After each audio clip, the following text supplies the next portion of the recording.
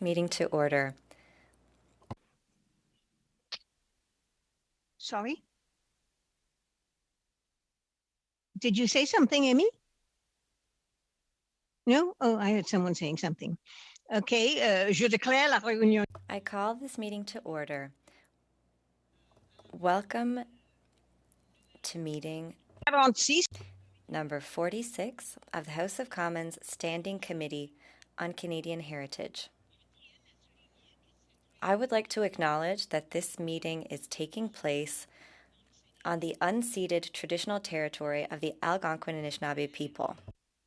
Pursuant to the motion adopted by the committee on Tuesday, September the 20th, 2022, the committee's meeting for a briefing session to discuss the Department of Canadian Heritage's contract with the Community Media Advocacy Centre. Today's meeting is taking place in a hybrid format, pursuant to the House Order of Thursday, June the 23rd. Members are attending in person in the room and remotely using the Zoom application. Just a few comments for the benefits of the witnesses and members. Please wait until I recognize you by name before speaking. For those participating by video conference, click on the microphone icon to activate your mic, and please mute when you are not speaking. Interpretations for those on Zoom, you have a choice at the bottom of your screen. You will see a little globe. You can press that and it can let you actually listen in the language of your choice, English or French. And for those in the room, most of you there know how to use your microphones appropriately. You've been doing it for a long time now. A reminder that all questions should be addressed to the chair. And so today we have a meeting, and a pairing at our meeting on this topic would be the Honorable Ahmed Hussein, Minister of Housing and Diversity and Inclusion. And so we will have the Minister for 1 hour. And Minister, you have 5 minutes to present. And then, of course, it'll be open to a question and answer. And what I will do is I will give you a 30-second heads up when you just have 30 seconds left, so I can cut you off when I need to. Thank you. Okay, so we begin, Minister, for 5 minutes, please. Thank you so much, Madam Chair, members of the committee. Good afternoon. Thank you for your invitation to appear today and for this opportunity to discuss the funding granted and subsequently terminated to the Community Media Advocacy Center. Merci pour cette. Thank you for this invitation. Joined today by Mala Khanna, Associate Deputy Minister, Canadian Heritage. First of all, I want to reiterate that anti-Semitism and hatred in any form have no place in Canada. Our government is firmly committed to fighting racism. In 2019, when our government created Canada's first ever anti-racism strategy, we did so with a clear direction to support community organizations across Canada addressing the issues of anti-racism and multiculturalism. And through the Anti-Racism Action Program, funding was intended to empower communities on the ground and to help address all forms of racism and discrimination. When it comes to the selection process, we expect funded organizations to uphold the core values championed through the anti-racism strategy. That, of course, wasn't the case with one of the organizations. The anti-Semitic, hateful, and xenophobic comments made by Laith Marouf are vile and reprehensible. And I've said this before and I say it again, I condemn them in the strongest possible terms. The fact that the Community Media Advocacy Center received federal funding while employing Mr. Marouf is unacceptable and should quite frankly never have happened. The contract with CMAC has since been terminated, and we've sought to recover all payments made to the organization.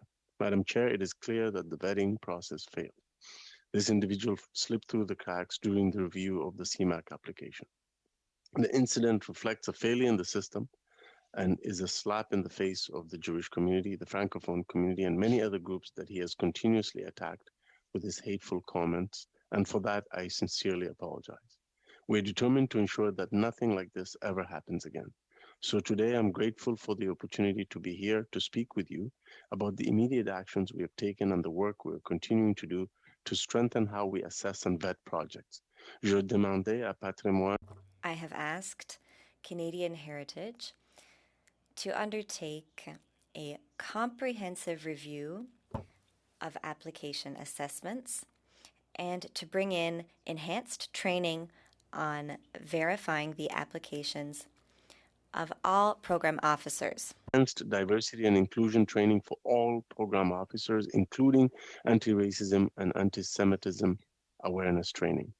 I've also asked officials to introduce conditions in all our funding agreements that will allow the federal government to take immediate action should any organization or individual be identified as having promoted or shared hate, racism, anti-Semitism, discrimination in any form. This will help us ensure that moving forward, we can move quickly and decisively as soon as we're made aware. All organizations and individuals that see their funding cut in this manner will also never be eligible for future funding. These are important measures and will help us prevent hateful groups or individuals from slipping through the cracks. These have been informed by working closely with Jewish community organizations and community leaders and groups such as the Center for Israel and Jewish Affairs and B'nai B'rith, as well as members of parliament. We thank them for their advocacy and ensuring that all voices were reflected in our efforts. Because as we know, racism, hate, and anti-Semitism remain a reality in Canada. We know that racism, hatred, and anti-Semitism remain a reality in Canada. Why our government has been steadfast in our commitments to fight racism and anti-Semitism at every turn. From the appointment of the Honorable Irwin Cotler as Canada's Special Envoy on preserving Holocaust remembrance and combating anti-Semitism, to holding Canada's first ever National Summit on Anti-Semitism, we've been working closely with the Jewish community to ensure their voices are heard and reflected in our actions. And through this year's budget alone, we're committing important supports for the construction of the new Holocaust Museum, as well as for the Sarah and Chaim Neuberger Holocaust Education Center. And we're now going to renew and reform our anti-racism strategy, which will be informed by our conversations with members of all communities. 30 seconds, Minister. Who continue to face racism, hate, and discrimination at every turn. And this includes those communities that have been attacked by Mr. Marouf directly. Thank you for your time, and I'm happy to answer your questions. Merci beaucoup. Thank you very much. Chair. Thank you very much, Mr. We're now moving to the question and answer segment, and this will begin with a 6-minute segment. And to start off, we have, I don't have the Conservative list with me, so I don't know who starts off for the Conservatives. So can you please Sure, thank you. Thank you, Madam Chair. I appreciate it. I'll start off. Thank you, Mr. Minister, for presenting today at committee, and I'll just jump right in. Mr. Housefather provided the Minister's office with information in July about Mr. Marouf's vile anti-Semitism, and a statement was made after coming to light only on August 22nd. So that's at least 22 days if Mr. Housefather told the Minister's office on July 31st. So I just want to know, what day were you made aware of Mr. Marouf's vile anti-Semitic hate spewed everywhere that I think a simple Google search could have turned up?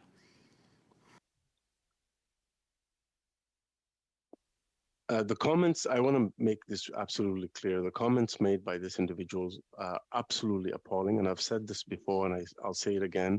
They are reprehensible and vile, and we condemn the anti-Semitism, racism, and hatred that he has spread in the strongest possible terms. I thank MP Housefather for bringing this individual to our attention. When this issue was raised, we immediately asked the Department of Canadian Heritage to confirm the organization's project funding details and to inform us on the procedural next steps. After the review by the legal department, we followed the process in place to cut funding to the organization, as well as terminating the project. Thank you, Minister. I asked what day you were made aware in July. So presuming that it took at least 22 days for you to make a public statement, I just want to know why it took so long. I want to thank the honourable member for the question. I want to assure her and this committee that when this was first brought to our attention, we had obviously much less information than we do today, of course. So right away, I asked my office and my team to look into the situation and provide me with options to address this quickly. Do I wish that we've been able to move the process along more quickly? Absolutely. But it was also important that we got this right to ensure accountability for this organization and this individual, and for any other individual or group that may seek to apply for government funding. And so that's why we're moving forward on the introduction of robust new vetting measures, enhanced measures, one of which will be to ensure that the government of Canada can act more quickly and more immediately as appropriate. Minister, with all due respect, if you were told by a member of your own team in July and it took until August 22nd to come up with a statement on something so serious, I would certainly ask questions about the process. But I want to know, Minister, if the minister initially tried to claim shock at the entire affair, calling the issue one of CMAC, which we know is an organization of Mr. Maroof and his wife and no one else, despite the fact that the minister personally praised Mr. Maroof in a press release on April 14th, saying that our government is proud to contribute to this initiative. So I have a few questions. Did no one Google Mr. Maroof, his wife, the organization? And I want to know from the minister what he was ostensibly proud of. First of all, I want to thank the honourable member for the question. Because the funding, with respect to the news release, because the funding was already approved in the summer of 2021, before I became the minister responsible for the file, we trusted at that time that adequate vetting had been completed.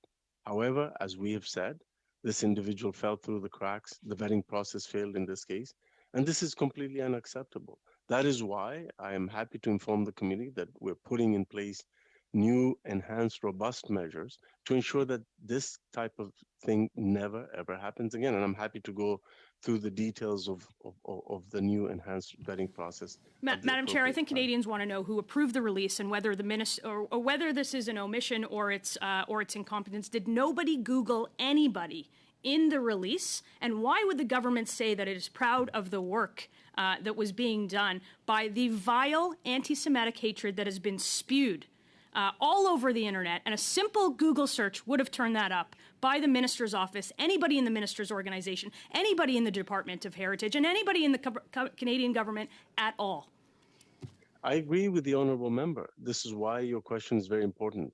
I completely agree with you that in this particular case, the process used to select this organization failed. And that is clearly unacceptable. That is why we did the right thing by launching a review of how this organization was vetted and approved for funding. One of the things that the review showed is that that the evaluation process did not initially detect the hateful comments made by this individual and this organization. So we're taking swift action to make sure this never happens again. Minister, I realize that you're looking at. If I can just finish the answer, I'm sure the honourable member will appreciate what we're putting in place to make sure this never happens again. So, Minister, I'd just like to know, who did you trust in the department? Are you saying that you can't trust your department going forward? And then my second question, if you'll be so kind to answer it, Mr. Maroof claims CMAC, which is in actual fact Mr. Maroof and his wife and no one else, so not an organization, just somebody and his wife, was approached by Heritage and was begged to develop an anti-racism proposal. I want to know if that's true. I want to know if you've asked your department, and I want to know if you can trust the answer from the Canadian Department of Heritage. The minister has 17 seconds to answer. Madam Chair, I want to thank the honourable member for the question. Because I only have a few seconds left, I'll say to the honourable member once again, the vetting process in this place failed. Our responsibility is to ensure that this never happens again by introducing new and enhanced and robust measures to make sure this never happens again. And that's exactly what we're doing. And until then, no single dollar will go out. All funding has been paused to make sure this never happens again. Thank you very much, Minister. And now I'm going to move to the Liberal.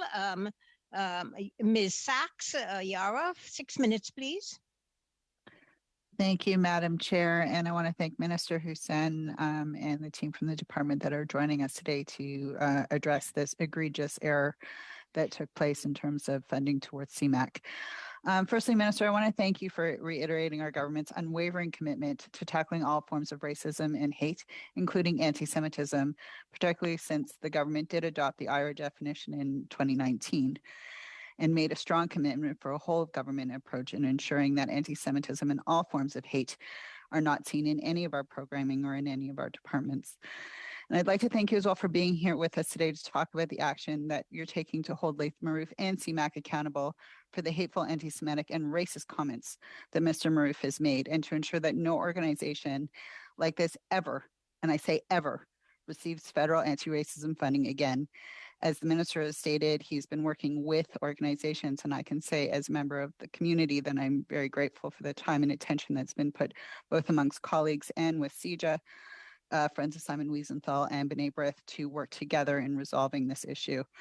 And I understand the situation was brought to your attention by our colleague MP Housefather, and you and your office worked to cut off the funding, as you mentioned in your opening statements, for CMAC, and to put in place new processes to ensure that nothing like this ever happens again. But I'd like to take some time now, if you could explain the steps that are being taken to ensure that organizations like CMAC never slip through the cracks, and in terms of applying to funding through the Department of Canadian Heritage. So Minister Hussen, please.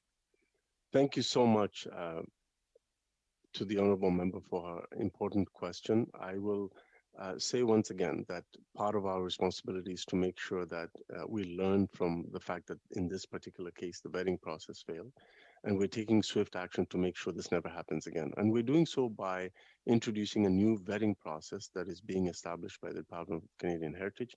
We are enhancing the agreement between Canadian Heritage and applicants, organizations applying for funding, and introducing further penalties to successful applicants who showcase racism, hate, and bigotry. We will continue to take every measure to ensure this never happens again. We're also putting in place enhanced vetting training for program officers, ensure that multiple officials review each and every application, enhance anti-racism and anti-Semitism training for all program officers. And to develop this training, we will be working with the Special Envoy to combat anti-Semitism, the Honorable Erwin Kotler. We'll also be working with Friends of Simon Wiesenthal Center and the Jewish Public Servants Network to develop this program. It will also include training on the IRA definition of anti-Semitism. We'll also implement conditions in all funding agreements to allow the government to take immediate action if any organization or individual is identified as having promoted hate, and ensure that all organizations that see their funding cut in this manner will never be eligible for future funding. I want to assure members of the community that not a single federal dollar will be rolling out until these measures are fully in place. And we're working to ensure that these measures are in place as quickly as possible. Sorry, thank you, Minister. And I'd like to just go into that a little bit deeper because, as you stated in your opening remarks, we know that in this case, the vetting process failed. And as we move forward to ensure that this doesn't happen again, I mentioned in my opening question about the IRA definition as being an anchor in terms of how the government approaches its understanding of IRA. So just for clarification, in all of these measures that we're taking, especially with the work of Special Envoy Erwin Kotler and the work that Canada's done on the international stage to ensure that it is a partner in the formation of IRA, but also in its application and use, not just here in Canada, but internationally. That whole of government approach, you can only, of course, speak to the department, your department, but is there an emphasis here to ensure that the IRA definition is part of the training, is part of the vetting, is part of the lens going forward that the department understands is what we need to address here? Because really the Laith Marouf case is a litmus test of why IRA is so important and why the government adopted it. If you could comment, please. Absolutely, and I appreciate your emphasis on those measures going forward. And I want to reiterate, our measures will include enhanced online and social media vetting training, enhanced diversity and inclusion training for all program officers, including anti-Semitism and anti-racism awareness training, all of which will be informed by the IRA working definition of anti-Semitism. And we will ensure, I want to assure the honorable member that we will ensure that our findings and our measures are shared with other government departments so that they learn from this incident, and making sure that we can move forward in a way that ensures that these types of situations never happen again. We're also putting all funding requests 30 on seconds. hold. and not a single dollar will be rolled out before this new vetting process is in place.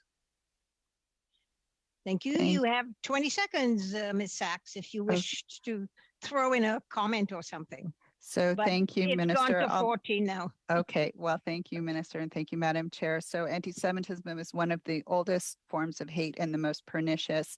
I appreciate your comments in taking a full departmental approach in applying IRA in addressing this matter. Thank you. Thank you very much. Thank you very much. And now for the Bloc Québécois, Martin Champoux. Martin, for 6 minutes, please. Merci, Madame la Présidente. Thank you, Madam Chair.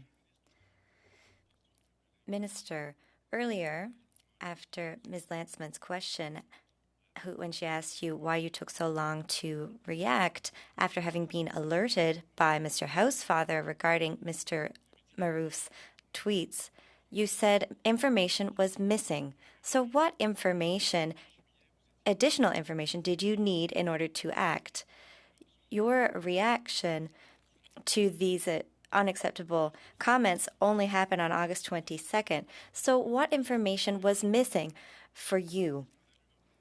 Was it not scandalous enough for you yet before that, Minister? Merci beaucoup. Merci. Thank you very much for your question. I want to assure the honorable member that I find, and I've stated this before and I'll state it again, I find the comments made by this individual as well as this organization to be vile, reprehensible, hateful, and unacceptable. The anti-Semitism, racism, and hate that has been expressed. Monsieur le ministre, c'est pas ça ma question. Minister, that is not my question. What I want to know is what was missing. What was missing? Parce que Please go ahead because I don't have very much time. I have other questions. Thank you. So the fact of the matter is, as soon as we were made aware of this individual and his hateful remarks, we went to I asked my team to look into it, give me options, and also deal with the Department of Canadian Heritage to find out funding details about this organization and making sure that we follow the process that was in place. Upon looking at the funding details, we consulted the legal department and followed the process that was in place at that time to suspend funding. And I can update the member now that we've not only terminated funding, but we've demanded that this organization pay back the money that. Oui, ça c'est tout à fait normal. Yes, and that is expected, and we understand that, and we appreciate it. But what I do find, Minister, is that even though in mid-July, Mr. Housefather informed you of the situation, you reacted after social media was informed about it. So we found out about this through Twitter, and afterwards your department reacted. I find it's ironic, and perhaps it leads us to believe that social media is what made you react. You also said that you had asked, you had made sure that this organization was held to account. And what did this organization, CMAC, respond to you when you asked them to hold themselves accountable? When this issue was raised, I want to assure the honorable member again that we immediately asked the Department of Canadian Heritage to confirm the organization's project funding details and to inform us on the procedural next steps. After the review by the legal department, we followed the process in place to cut funding to the organization, as well as terminating the project. We know this should not have happened, and that's why I'm here today to discuss with you the changes that we're making sure. Monsieur le ministre. Minister. Wait one moment, Minister. You yourself said that you had asked for CMAC to explain. So we expect that they would have responded to you. Did the organization respond? And if so, what did they say to justify these unacceptable remarks? I will turn to Deputy Minister, Assistant Deputy Minister Kana for this answer. C'est bon, on va pouvoir lui parler dans la deuxième. It's okay. We'll be able to speak with her in the second hour. I have other questions for you, Minister. You said that you put measures in place internally and training that was available to fight racism and to ensure that there was no racism and anti-Semitism within the organizations that you allocate public funds to. regarding the level of importance of anti-Semitic remarks, where do you prioritize or class these remarks? Because it took time for you to say that there had also been hateful comments towards Francophones. So does that type of hate also get covered in the training that you put in place for your teams? Comme je l'ai déjà dit, As I have already said a number of times, the hateful comments by this individual against Francophone Canadians are absolutely vile. We condemn them in the strongest possible terms. Minister, I want for you to answer the question. You are repeating the same remarks, Minister. Qu'il y a dans Madam vos Chair, if I can formations. finish the Is there...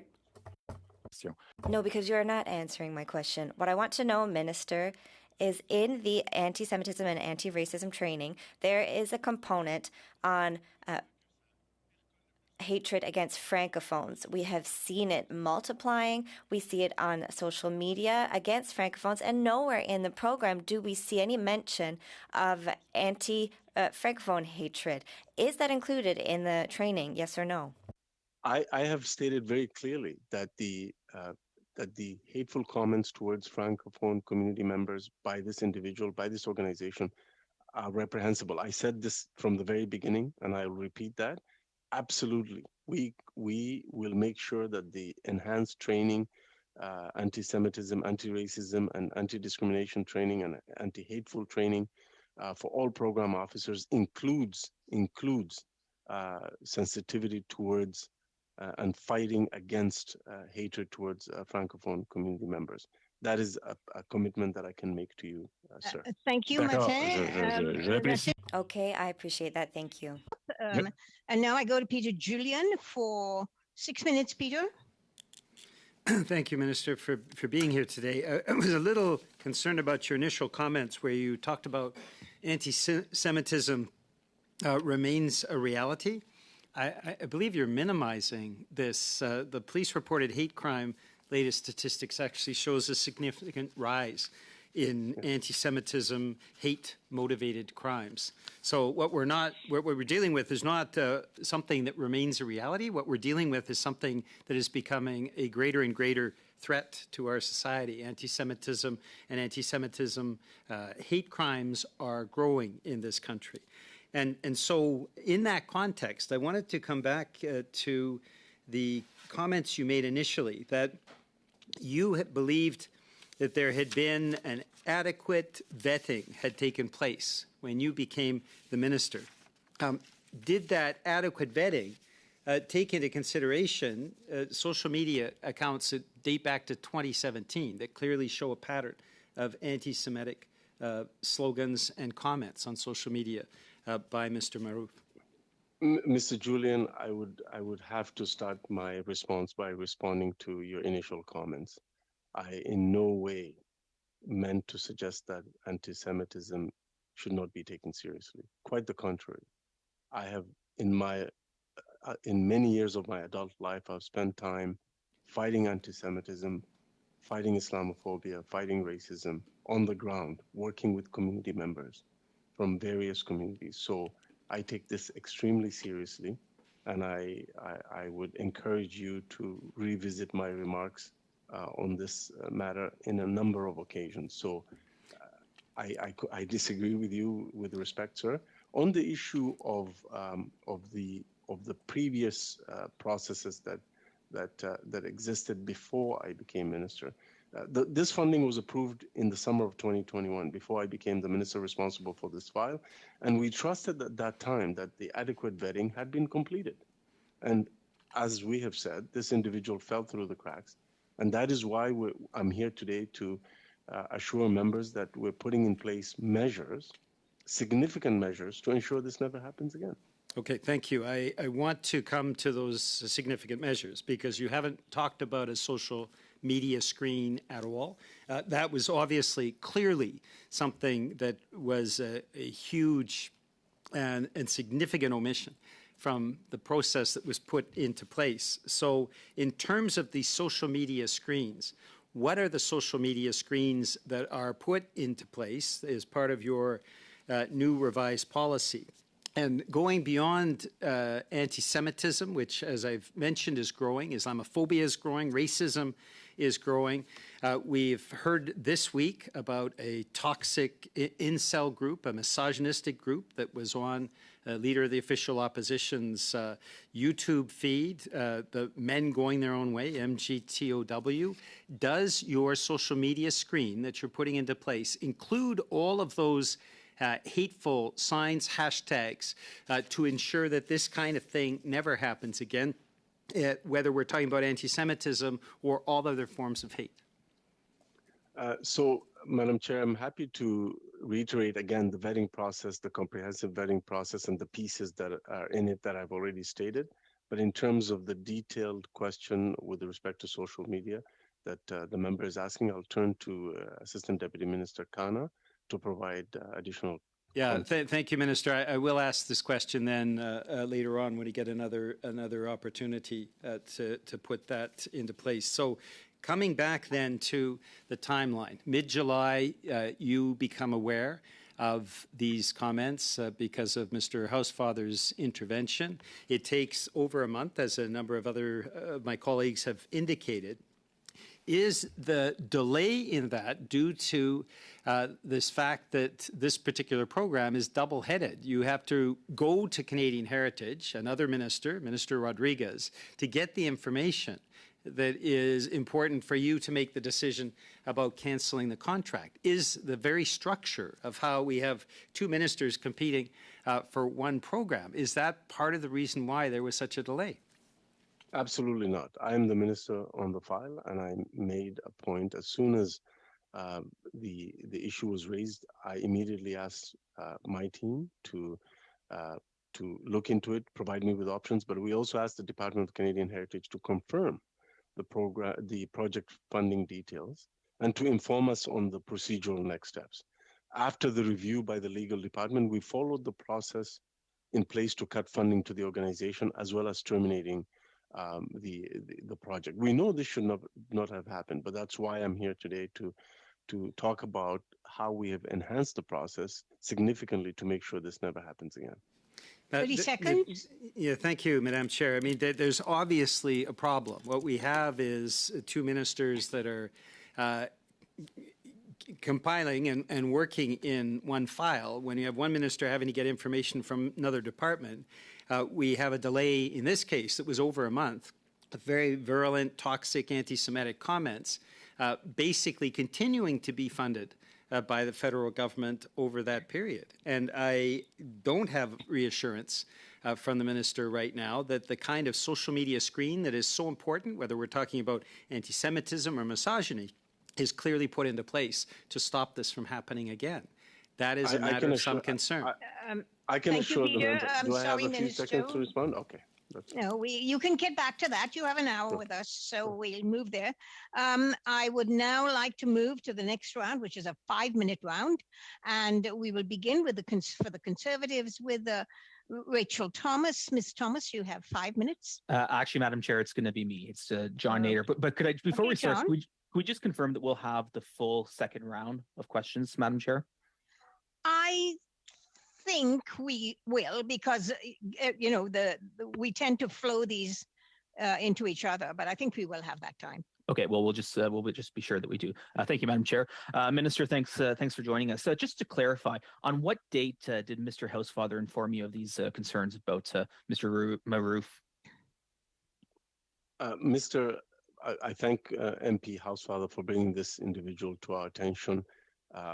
The comments made by this individual are Minister, with respect, what was the date?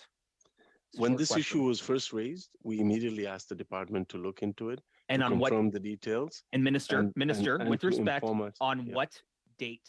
Madam Chair, I'm trying to answer the question. It's a simple question, just a date. Just a date. Was on July the 19th or 20th, around so there.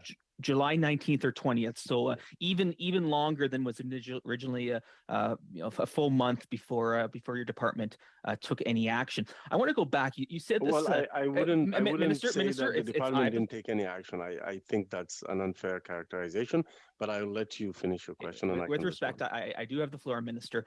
You'd mentioned that this fell through the cracks, and with respect, this fell through a canyon. This isn't something that wasn't glaring with flashing lights that couldn't have been found by Google. So I want to ask you, who specifically in your department has been held accountable for this failure? I want to assure the honourable member, despite the premise of his question, there was already work underway to get the details of the funding for this organization and to establish the process to terminate both the contract and the project, and that was done. In addition to that, the vetting process that was in place at the time that this project was approved clearly did not work. Obviously, that is clear to us, and our job is to ensure that not only do we terminate this contract and demand that the money be repaid, which is what we've done, but to ensure that this never happens again by putting in place measures, robust, enhanced measures, and better training and vetting to ensure this never happens again. That's why I'm here, to talk about those measures and to assure committee members. Thank you, Minister. And with respect, it sounds like no one's really been held accountable within your department. I want to move on. According to a media report in the Arabic language website, anashir.com, it says that according to Mr. Marouf, CMAC was actually invited to submit an application. They were encouraged by Heritage Canada. It went so far as to say Heritage Canada dumped money on them. I'd like to know who within your department contacted Mr. Marouf and CMAC to so strongly encourage them to seek out this funding. At the time that this project was approved, this was in 2021. I was not the minister on the Minister, with respect, you're the minister responsible, so I'm asking you who within the department reached out to CMAC and Mr. Marouf and encouraged them to apply for this funding. Who was it? The process used to select this organization was clearly unacceptable. And I can tell you, sir, that this vetting process failed. Okay, Minister, again, I'm asking you a very simple question. Who within the department, and no, you're not, sir. I'm asking you, who within the department sought out Mr. Marouf and CMAC and encouraged them to apply for this funding? Who was it? I will have to get back to you on that. I'm not sure what you're referring to. You're referring to obviously a media article that you read somewhere, but I'm happy to get back to you on that. It's not something that I've come across. Thank you, Minister. And Madam Chair, I would like that noted that the Minister will be returning to us with the individual within the Department of Canadian Heritage who sought out CMAC to encourage them to apply for funding. Minister, as you're aware, there's a media report that potentially CRTC is still paying Mr. Marouf funding. Are you aware whether or not CRTC is still providing funding to CMAC and or Mr. Marouf? Well, my response to your question, which is an important question, is that we are surprised and disappointed by CRTC's decision. Funds should never go to an organization that demonstrates racism and anti-Semitism and xenophobia. And Canadians really expect that this principle applies to all public and private institutions. So that is my response to your question. Thank you, Mr. Nader. That's it. We now have 17 seconds left. So I'm sorry, we're not going to let the Nader formula apply in this case because the minister must have to leave at 2 o'clock. So now Martin Champeau for 2.5 minutes. Madam Chair, it's a Liberal round. Mm-hmm. Oh, I'm sorry, Mr. Housefather. Thank you, Madam Chair. Sorry, Anthony. 5 minutes, yeah. Thank you, Madam Chair. I want to say from the outset that I share the Minister's strong disappointment with the CRTC's comments that were reported today. This organization, CMAC and Mr. Marouf, should not be funded by anyone, any agency at all. And so I appreciate the Minister's comments with respect to that. as someone who's been involved since 2015 on this anti-Semitism issue, whether with respect to the apology on the St. Louis, with respect to the nomination of Erwin Kotler as our special envoy on anti-Semitism, with respect to the decision to adopt the IRA definition and implement it across government, with respect to the decision to criminalize Holocaust denial and supporting that, which was originally a motion from our colleague, Mr. Waugh, that became part of the budget implementation bill. I think we've had a very strong record as a government and across party lines in fighting anti-Semitism in this country, which is why this situation was so disappointing. Mr. Minister, I appreciate your efforts to take responsibility and say that you're going to get this problem fixed now, on the due diligence side and on the contractual side, and on the training side, because all of those are really important. So I want to ask a couple of questions about that, but first, there are many members of Canada's Jewish community that feel, for whatever reason, that anti-Semitism is not treated on par with other forms of racism. And could you reassure Canadians, and particularly the Jewish community, that you believe anti-Semitism is just as important as any other form of racism or phobia in this country? Absolutely. Thank you very much for the question, MP Housefather, and thank you for your work on this really important issue. Both as an individual before entering public life and now as a minister responsible on behalf of the government, I can state unequivocally that combating anti-Semitism, combating hate against Jewish Canadians is absolutely a priority for our government. We have taken a number of steps in that regard, and we will continue to be a strong champion in the fight against anti-Semitism in this country. Mr. Minister, I appreciate that. And I think many people don't know your past history of working with CHPC and working with the Jewish community before your election on fighting anti-Semitism. And I think it's important that people do know that, that you have been fighting anti-Semitism long before you became a minister. So let me ask a second question. My colleague, Mr. Julian, talked about the procedure of the vetting, which is very, very important. Equally important is the training.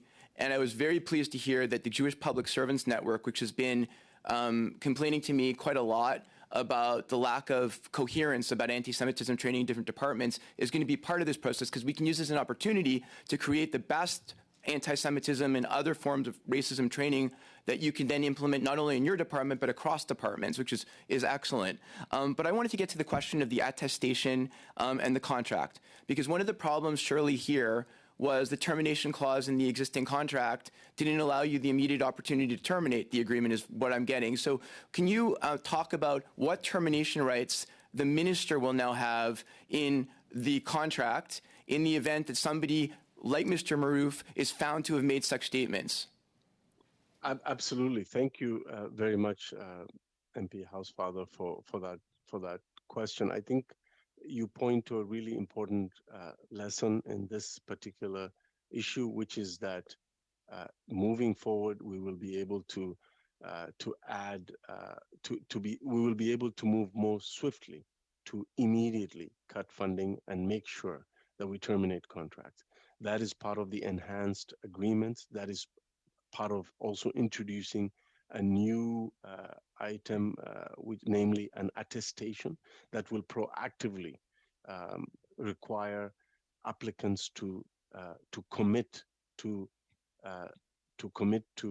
the standards of the Canadian Human Rights Act, to the anti-racism framework, and so on. And I just want to add, with regard to MP Nader's last question, because I ran out of time, I understand that the officials will be able to provide information to him with respect to his last question.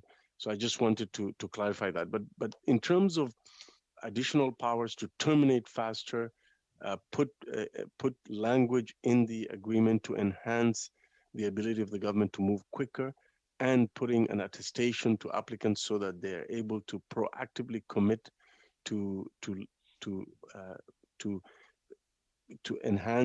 live by the standards expected of them with respect to making sure their organization, a consultant, an employee, or anybody associated, a partner, cannot engage in racist, anti-Semitic, hateful behavior and comments against Black Canadians, against Francophone community members. and that Thank if you. that happens, we can take quick action. Thank you, Minister. And I'm now going to go to Martin Champoux for 2.5 minutes, Martin. Merci, Madame la Présidente. Monsieur le ministre, le 12 septembre, vous avez annoncé dans une entrevue au National Post que cet incident-là avec Laït Marouf était une défaillance du système et vous avez annoncé ce jour-là la mise en place. Madam Chair, I'm not getting a translation. Sorry. Oh, I'm sorry. I'll suspend this time and we can see whether or not the translation can help us here.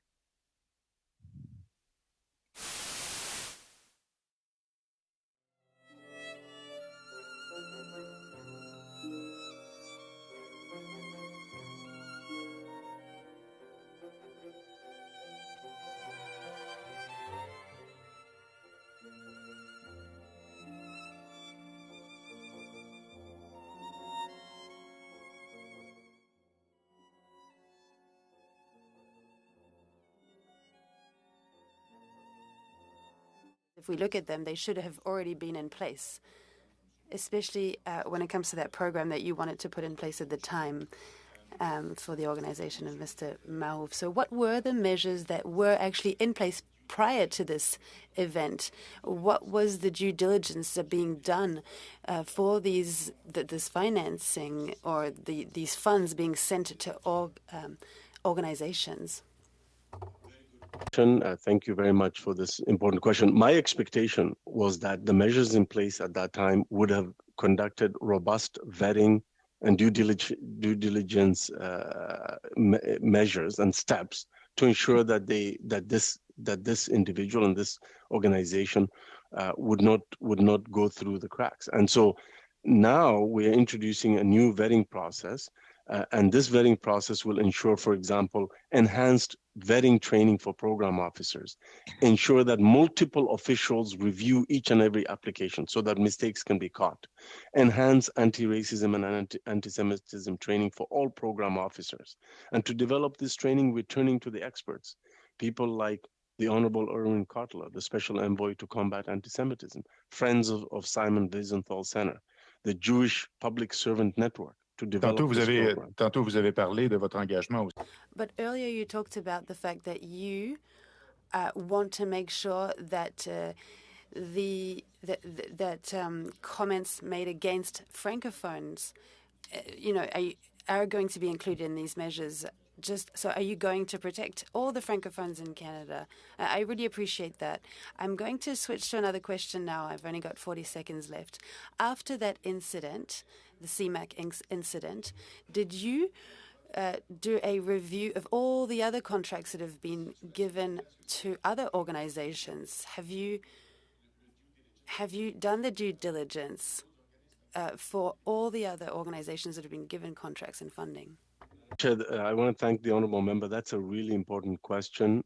When we identified the vetting process failure in this case, we followed up with the Department of Canadian Heritage to ensure that there's no other case like this. I have instructed the department to put all funding requests on hold until a new enhanced vetting process is in place. And let me be absolutely clear to this member, as well as to the committee members, that if any other similar case comes to my attention, we will act swiftly to cut off funding and hold the organization accountable. Thank you very much, Minister. I now go to Peter Julian. Peter, for 2.5 minutes. Thank you, Madam Chair. Minister, you just said that if any further cases come to your attention, but that indicates to me that you are not systematically going through the current organizations that are receiving funding to make sure that there is a social media screen to ensure that there aren't these types of social media comments taking place on behalf of other organizations. No, that's not what I said. You said that if it comes to your attention, is the department right now verifying each of the current recipients of the program? What I can assure you, Mr. Julian, is that we are putting in place enhanced vetting and due diligence processes and multiple layers of checks. That's not my question. Different officials. That is not my question. Sure that hateful comments such as those made, I'm actually trying to answer your question, Mr. Julian, that hateful comments such as those made by this individual and CMAC can be caught, that we can address this, that we can move faster, and that we can cut funding quicker, and that we can terminate contracts faster. That's the new process that will be in place, in addition to more enhanced vetting and training in anti-Semitism, anti-racism, hateful behavior, discrimination against Black Canadians, Francophone community members, and Excuse, and so on. j'ai pas beaucoup de temps. Alors I don't have much time, so I'm going to switch to my next question now. It's obvious. There was no due diligence done with the current organizations that are receiving funding.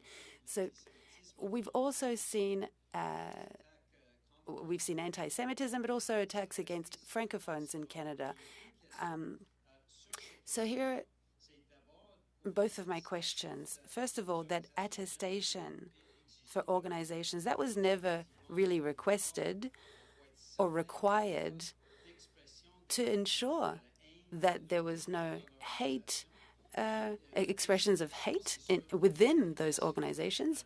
And my second question is to do with the checks that are done. You know, with the old regime, you actually had the power to do a thorough check, background check. So was that done with CMAC? I think we can't answer that question. We have 9 seconds left, and the minister must leave at 2. I think he's going to be generous and give us an extra 3 minutes or so because of the pauses, et cetera, et cetera. But I'm going to now have to go to Ms. Thomas for the Conservatives for 5 minutes. Ms. Thomas. Thank you. Minister, I do appreciate you taking the time to be here with us today. I do make note of a few comments that were made during our time here with regard to questions that were asked by members of my party, but also other members at the table. Namely this, it wasn't until August 21st that we saw any sort of comment made by you with regard to the allegations that, I should say with regard to the conduct of Mr. Maroof. And so August 21st, that was when we first saw you come out on this. And even then, your statement was quite pat. I quote, you said that you were working to rectify this matter. So there was not even a statement of strong condemnation or making it clear as to where you stood as an individual, as a minister, or where your government stood. Further to that, there was no statement made by Minister Rodriguez, who oversees the Heritage Department. There was no statement made by the Prime Minister, Mr. Trudeau himself. There was no statement made by any other member, with the exception of Mr. Anthony Housefather, who brought this to your attention long before. In fact, you just told this committee that this issue was brought to your attention on July 19th or 20th. So July 19th or 20th is when you first became aware of this issue. You did not make a statement until August 21st. Again, that statement had nothing to do with taking accountability or responsibility for this matter, but rather just simply saying that you would basically look into it. And then, of course, things continue to escalate from there. Now, in front of this committee, you continue to refuse to take responsibility or to be held accountable. Instead, you're wanting to put the problem onto the vetting system. It's the system's problem.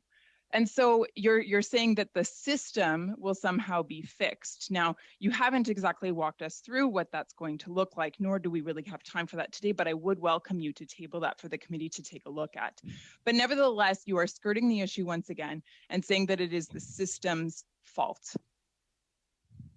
It is not the system's fault. It failed, yes. But today, you as the minister are before this committee because it was your responsibility to act when you became aware of what was going on.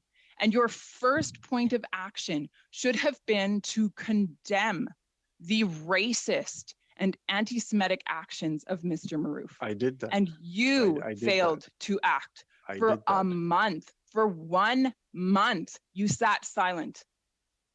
And as the quote goes, all that evil needs to triumph is for men, good men, we assume that's you, to do nothing.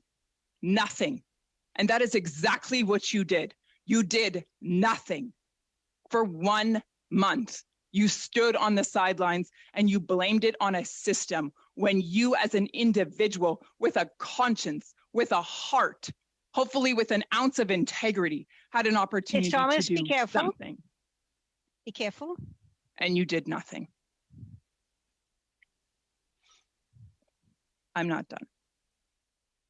But And I so would here advise we you are. to be careful with your language. Thank you. And so here we are before this committee. Our questions continue to be skirted and the blame continues to be put on the system.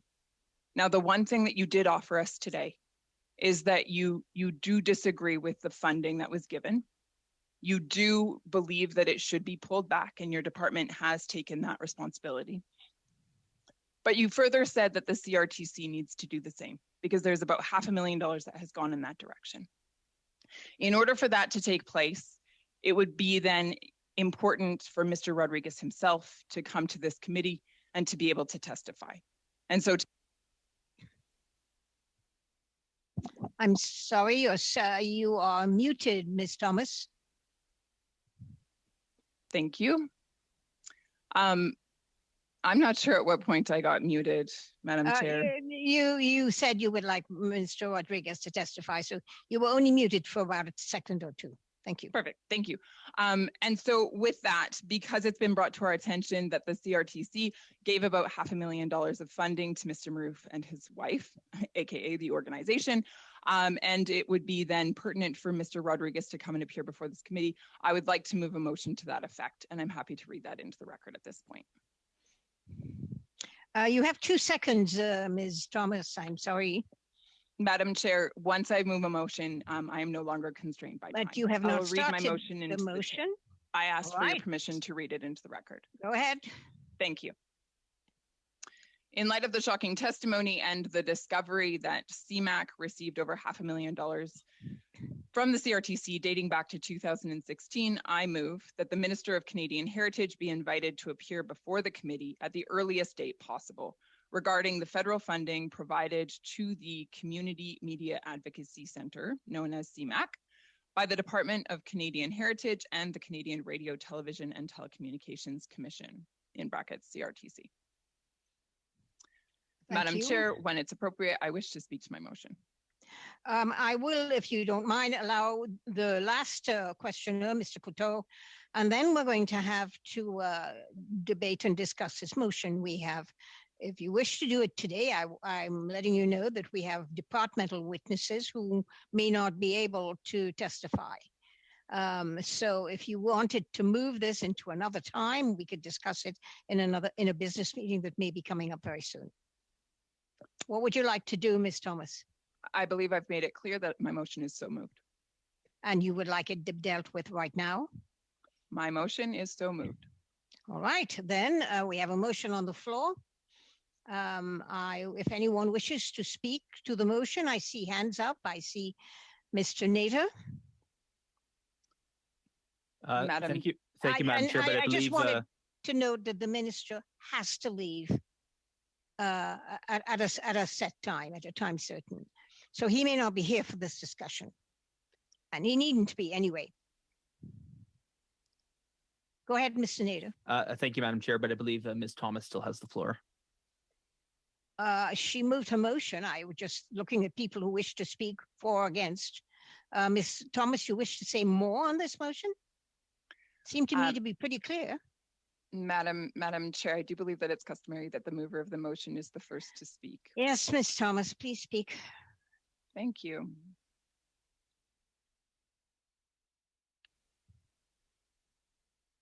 I recognize that a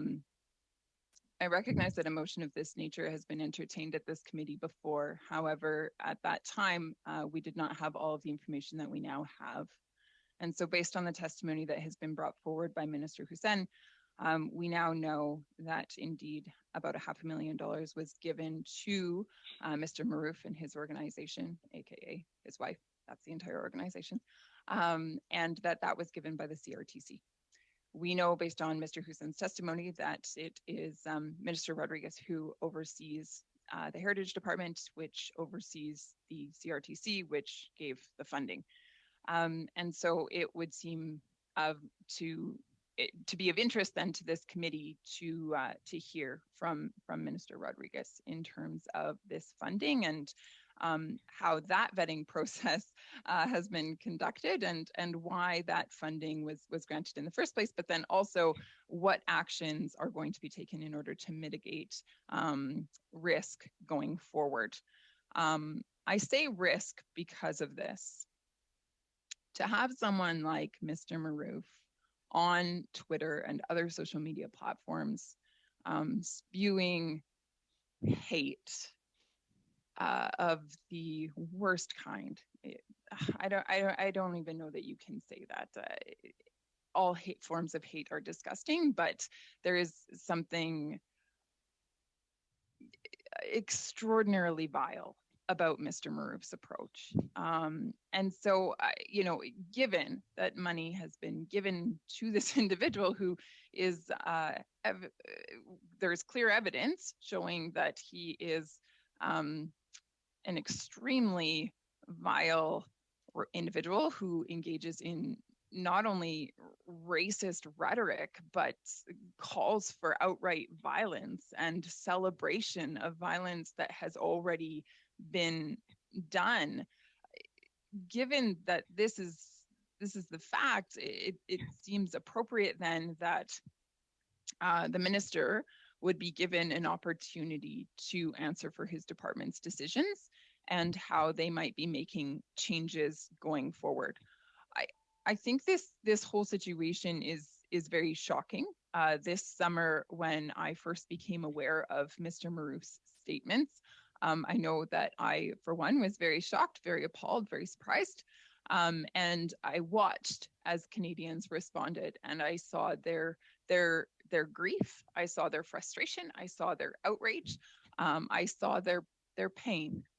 There was pain for many of them, because there are many who are a part of the Jewish community, and there are many who are allies with the Jewish community who see conduct like that, and it impacts them deeply.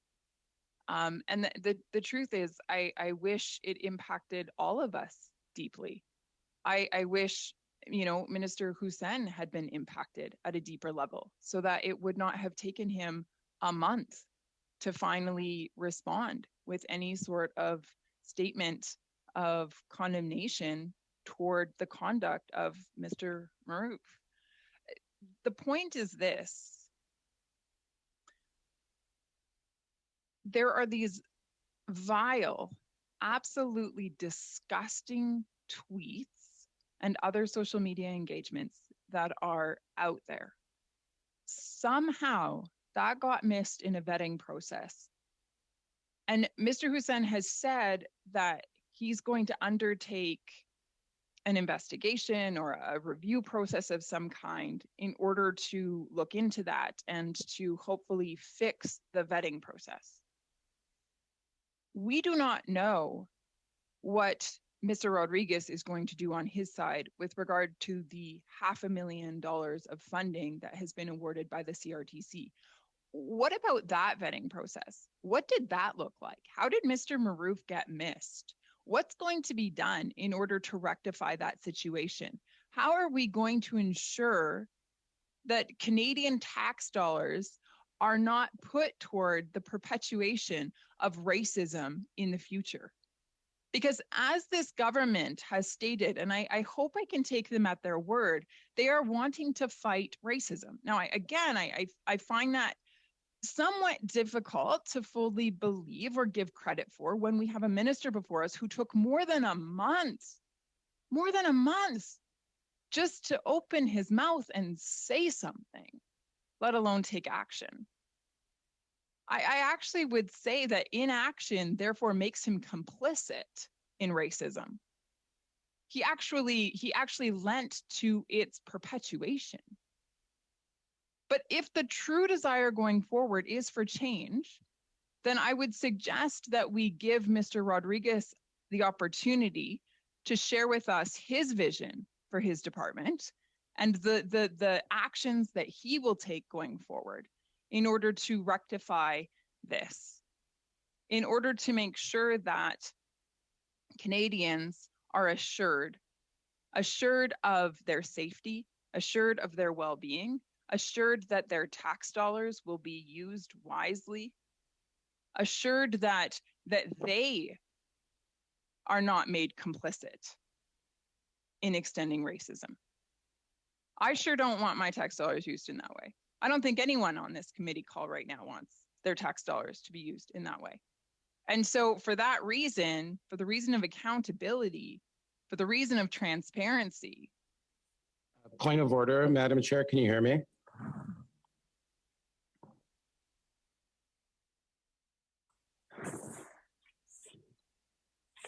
I can't hear you, Madam Chair. I think you're on mute.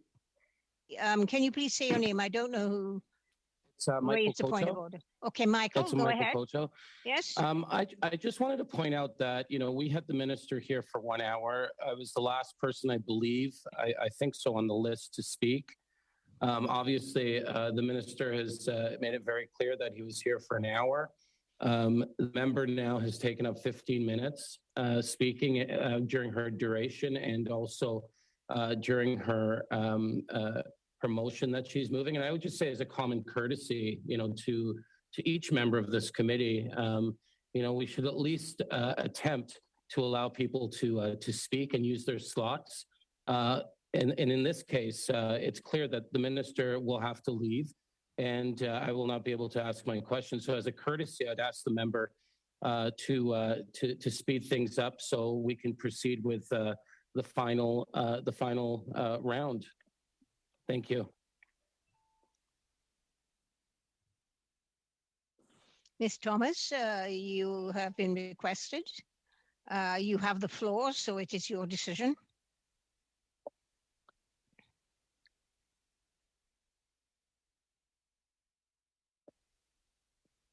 Madam Chair, my point remains. Canadians you will not. May I get it clear? You are not ceding the floor. For Madam Mr. Chair, I believe the time is mine, and Madam Chair, I believe if no, I'm asking you a simple yes or no question. Point of order, Madam Chair. Accede. Fine. Thank you. Yes. Who is it? Can you please state your name? Anita. It's Anita. Yes. Could we perhaps let the minister go, given that it looks like this is going to go on for some time? Yes, I was about to say that the minister may leave. I'm sorry, Michael.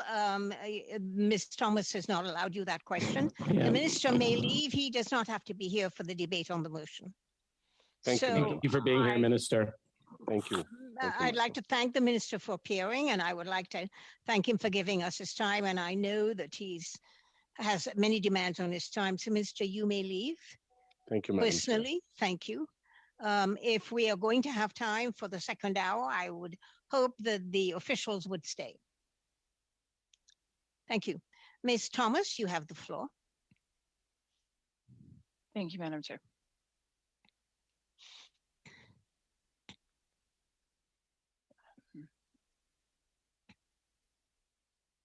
So having light shed on the fact that CMAC, which is Mr. and Mrs. Maroof, received over $500,000 dating back to 2016. And given that that funding came through the CRTC, which Minister Rodriguez oversees, it then seems incumbent upon us as the committee to then ask Mr. Rodriguez to come and to testify here, that we would have opportunities to ask him questions. I don't need to remind this committee of the vile nature of Mr. Maroof's interactions on social media and the fact that he is a raging anti-Semite who was asked by this government to put in place anti-Semitic training or anti-racism training. I think I don't know, just it point of order, Madam Chair. Me. Yes, Ms. Sachs. Thank you, Madam Chair. And while I appreciate the member's deep concerns of what she says of being an ally to the Jewish community, as a member of the Jewish community, and that one that represents one of the largest Jewish communities in the country, many of my community are watching today and have very deep concerns that they would like to hear from the department about the vetting process. And while I can appreciate the members' so-called allyship to the Jewish community on this issue, by taking up the time of this committee and not allowing all of us, including herself, to ask these important questions of the time that was made today is really not allyship, it's just taking up space. So I would ask the member, while she has duly moved her motion, to consider, for the sake of the community who has deep questions that they want to have heard and answered today, to allow that line of questioning to be permitted with the department that has taken the time to be here to answer and be accountable to myself and to the Jewish community. Thank you, Madam Chair. Thank Madam you, Chair, Madam Chair, on the same point of order. Yes, Mr. Nader. Thank you, and I appreciate Ms. Sachs' commentary, and I do think there are obviously many questions that this department has to be held to account for. We just heard from Minister Hussein that no one's been held to account, at least no one that's been identified as being held to account. And just Mr. Nader, please. I'm getting to the point of my intervention, and Ms. Sachs did make note that whether we could speed this along and return to the question. And so, using the SIMS protocol that is common in other committees, my response to Ms. Sachs would be whether she would agree to support this motion to bring Minister Rodriguez. So if she could respond to that, whether Minister Rodriguez ought to come and whether she'll be supporting the motion, then I'm sure that we can move this along rather quickly if we do have the support from Ms. Sachs and other members of this committee. I have no comment on the motion at this time. I'm simply asking for the time to be used as was duly appointed for today. Thank you. Again, with respect, a motion has been duly moved, and to criticize or to make it seem like this motion is out of order. I don't believe the vote's been called, so I have nothing to comment at this time, Madam Chair. Again, using the SIMS protocol, if Ms. Sachs and the Liberals are willing to vote in favor of this motion and support this motion, I think we can very much move this along on the compromise basis that we've often employed in this. So if Ms. Sachs isn't willing to compromise and work with this committee, I think that's unfortunate. But I think what we want to hear here is answers and people held to account. Point of order. Hopefully we can have that Mr. discussion. Nader, now can again please state your name before you say point of order. Wait. Who said point of order? Sorry, Madam Chair, it's me. It's Anthony. Yes, Anthony. Madam Chair, I just wanted to say that I think Ms. Sachs answered Mr. Nader clearly, and I don't think it's fair to make those comments about Ms. Sachs. She had absolutely no reason why she has to tell him how she's going to vote on a motion that hasn't been voted on yet. Thank you, Madam Chair. Thank you, Mr. Housefather. Now, what we have is that Mr. Nader had a point of order and Ms. Sachs responded to it. And so I suppose that obviously it's up to Ms. Thomas to decide whether she will allow for the meeting to continue as per the orders of the day, or will she continue to speak. And I would like to urge Ms. Thomas to also consider when she's speaking to her motion that if she becomes repetitive and redundant, that I'm going to have to ask her to give up the floor. Point of order, Madam Chair. Yes, who is that? It's Peter Julie. Peter? Yes, Peter, go ahead. Thank you, Madam Chair. Through you to Ms. Thomas. I have really important questions I want to ask the ministerial officials. This is a really important issue. Fundamentally, we're seeing anti-Semitism grow. I would ask through you to Ms. Thomas that she stop the filibuster and allow us to get more answers from the ministerial officials. Thank you. Once again, you are hearing from many members of the committee, Ms. Thomas. Rappel au règlement, Madame la Présidente. Point of order, Madam Chair. À mon tour.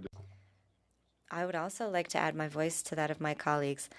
I was rather surprised to hear Mr. Nader suggest to Ms. Sachs that if other members of the committee decide to support Ms. Thomas's motion, that then the filibustering would stop and then we would be able to proceed. I think it is very problematic, to be quite honest with you. We have one opportunity today to get to the bottom of this difficult situation. The Francophone community, the Jewish community, and others are in solidarity because we have been hurt by inappropriate comments, and we have one opportunity to speak about it. So this committee work is being blocked, and what we want is to get to the bottom of the matter by being able to ask our questions to the officials here today. So I would ask for some good common sense, please, Madam Chair. Thank you, Mr. Shampoo. Again, the floor, I have to go by the rules as the chair. The floor is being held by Ms. Thomas, and Ms. Thomas could, in a point of goodwill, decide that she would heed what Mr. Nader, before he asked Ms. Sachs about her vote, when Mr. Nader said, let's move this along, and you have asked, and Mr. Julian has asked, and quite a few people, Mr. Coteau has asked, that we move this along. So again, I will ask Ms. Thomas, who does have the floor, according to the rules, if she will actually wind up what she has to say so other people may be able to get on with this, and I may be able to call a vote on her motion when possible. Ms. Thomas, people are asking for your goodwill. Thank you, Madam Chair. I will take the floor again. With regards to the comment that was made concerning the Jewish community, I appreciate that Ms. Sachs is here as a member of that committee and wanting to use her voice to speak on their behalf. I also have a voice as an elected official in this country. And while I myself am not a member of the Jewish community, I do have many, many, many friends within the community. And so I too have the ability to use my voice. So I would ask that this does not be turned into a fight as to who can exercise their voice to the greater extent or in the right way. By asking Minister Pablo Rodriguez to come to this committee, that is one form of advocacy on behalf of the Jewish community. You having an opportunity, through you, Chair, Ms. Sachs having an opportunity to ask questions to the officials is another form of advocacy, but both are valuable. With that, I will step back into what is proper protocol for this committee, which is to entertain motions brought forward by duly elected members of Parliament, which I am. I have brought forward a motion to ask for Minister Rodriguez to come to this committee. I am asking for that because there is $500,000 worth of funding given through the CRTC. Point of order, Ms. Madam Chair. Thomas, you are being repetitive, I may point out. Yes, who's that? Kevin, was that you? Point of order? Madam Chair, I would ask you to Peter, ensure that it is a true point of order. Thank you. Ms. Thomas, I am running this according to the rules, so please don't tell me how to chair this meeting. It was simply a question. It wasn't a question, it was a statement, Ms. Thomas. Now, Mr. Julian, please, you have a point of order. Thank you, Madam Chair. Through you to Ms. Thomas. There is a time to raise a motion. It's not when you sabotage the hearings by cutting off access to ministerial officials. So I would implore, through you, Madam Chair, to Ms. Thomas, that she simply withdraw the motion so we can actually ask the ministerial representatives the questions that we need to ask today, and then we can come back to it at our next meeting. Well, I originally asked that when Ms. Thomas moved her motion, Mr. Julian, and she said she would not. She wanted to deal with it right now. And indeed, according to the rules, she has that ability to do that. I think we have asked for goodwill on this committee, and Ms. Thomas has made her response to that question. So I know that, and I wanted to note as the chair, that during the proceedings, when questions were asked, that the minister referred to some of his officials to answer those questions because he did not have some of those answers. So again, if we are looking for answers, we have officials in the room and they are here until the end of the second hour. And when they leave, we would have missed an opportunity, as everyone said. Rappel au règlement, Madame la Présidente. Point of order, Madam Chair. Yes. Madame la Présidente. Madam Chair, I just realized that we are debating a motion for which I did not receive the French motion. So I would like for you to advise me on what should be done in such a case. I have nothing in my email inbox. Well, you don't need 48 hours for such a motion because it is on the current topic. However, I would like to ask the clerk, should it have been orally, as it was brought up by Ms. Thomas, been done in French? No, there is no need for that, Mr. Shampoo, I'm sorry. I would love the Yes, text of the motion in one language. The text of the motion in one language would be very helpful. And you have not received any text at all from Ms. Thomas? Thank you, okay. Now, I'm sorry, Martin. The rules say that she could intervene in one language only, but it would be nice if everyone had the text. Thank you. Ms. Thomas. Madam Chair, before continuing, and I'm happy to clarify the motion for my colleague, I can speak it slowly into the record if that's helpful. Before doing so, I just would like to clarify, Madam Chair, I would love for you to just give what the current speaking order is, please. I don't think we have a speaking order, Ms. Thomas, because you have been the one speaking.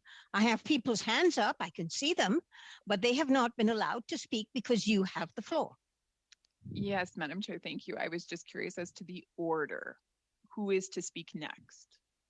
I think it would be Mr. Nader, and then it would be Point of order, Mr. Madam Shampoo. Chair. Point of order. The moment that Ms. Thomas put her motion, I put my hand up in the room. I don't know if the clerk, I don't think the clerk saw me, but I put it up quite quickly. So I do believe that I may be So next. then Ms. Vanderbilt would be the first person. I'm sorry, I am not in the room, and I have to depend on those who are in the room to tell me. Clerk, do you have a list? Dr. Fry, Ms. Vandenbeld is correct. I wasn't able to see everyone's hands while I was also trying to type out the motion, but the order that I do have is Ms. Thomas, who is currently speaking, Mr. Nader, Ms. Lanceman, Mr. Waugh, Mr. Shampoo, Ms. Sachs, Ms. Vandenbeld. No. All right. Thank you. Madam Thank you Chair? very much. Madam Chair? Yes, I again. Just Is that Ms. Vandenbeld? Yes, thank you. I did put up my hand. I know that some others in the room did see me. I don't know if that makes a difference, but I do believe that I should be further up the list than what was just read out. I'm afraid that I have to go by the clerk's list because she is in the room, and she obviously did not see your hand, Ms. Vandenbeld. And I did not see Mr. Waugh's hand up earlier as well. I saw Mr. Nader's, and I saw Mr. Shampoo, and I saw Mr. Julian. And then that was how I saw the hands, but they were all in the virtual chat. So I have no idea who was in the room. And if the clerk said she did not see your hand, I cannot go against that and argue that debate unless people in the room wanted to speak up and say they saw your hand up there very early. Is there anybody in the room who wished to say that they saw Ms. Vandermeld's hand up immediately that the motion was read? I did, Madam Chair. Her hand certainly was up right away. Mr. Housefather, and you are sitting next to Ms. Vandermeld. I'm sitting next to her, which is why I saw it. Yeah. Yes, all right. Okay, so I will then move. I will move to put Ms. Vanderbilt further up the list. I saw Mr. Nader. I did not see Ms. Lanceman. I saw Mr. Nader, and I will and I also saw Mr. Shampoo and Mr. Julian. I will put Mr. Nader, Mr. Shampoo, Mr. Julian, and Ms. Vandenbeld in that order. Okay. Point of order, Madam Chair. Yes. I think we've just kind of started picking names out of the air in terms of who goes where and when and I don't think I'm picking order. names out of the air, Mr. Nader. Madam Chair, with respect, we do have a clerk who, over the last 6 months in particular, has done an impressive amount of work on behalf of this committee, including at times working late into the evening for amendments and early in the morning on amendments. I have a great deal of respect for our clerk, and I think this committee has a great deal of respect for our clerk, and she has maintained a speakers list. And I think it is incumbent on us, especially in a situation where we have some online, some in the room, it is incumbent on us to have a respect for our clerk, who has the eye of the room, but also has the eye of the screen. Thank you, Mr. So Nader. again, Madam Chair, You've made your point. My suggestion is that we maintain the list that is maintained by the clerk, and that ought to be the speaking order. So, Right, Madam Chair, is there anyone opposing this position? Yeah, Madam Ms. Chair, Vandermeld. I'll withdraw, although I will note there is a large computer screen between me and the clerk, but I'll withdraw. I'll put it at whatever point the clerk says. Thank you very much for your generosity, Ms. Vandermeld. Now, Ms. Thomas wishes to keep the floor. And Ms. Thomas, I please would like you, I have heard now many, many times the idea of $500,000 been given by CRTC. So I don't want to hear that again, please. So let's try not to be redundant and let's try not to be repetitive. So if you have new points to make, that would be fine. Otherwise, I'm going to have to say that you are filibustering. Madam Chair, I just wish to seek clarification before continuing. I think my honorable colleague, Mr. Nader, brought up a good point, and that is we have a nonpartisan clerk who has served this committee incredibly well for many months. I'm just wanting to ensure then that we're going with her list. I agreed with Mr. Nader on that, and Ms. Vandenbelt very generously said that she would remove her name from the front of the list. So we have all decided on that, Ms. Thomas. So I don't think we need you to repeat it. It's been decided on. So let us move on. Do you wish to speak again? You've got the floor. Will you speak to your motion? Thank you. I wish to seek clarification, and I would please ask that you treat me with a level of respect as a colleague. My ask for clarification is whether or not you plan to follow the clerk's list, because there were adjustments that you made in addition to moving Ms. Vanderbilt. You also moved Mr. Julian as well as Mr. Shampoo. And so I'm seeking clarification. Ms. Thomas, you did not intervene to ask a question about clarification. You made a statement. So you wish clarification. I think everyone has agreed, and Ms. Vanderbilt has removed her name, that we will go with the clerk's list. So, is that clear? Is that very clear to you now, Ms. Thomas? Or is that unclear? Take the floor. Thank you. You will now take the floor. Go ahead.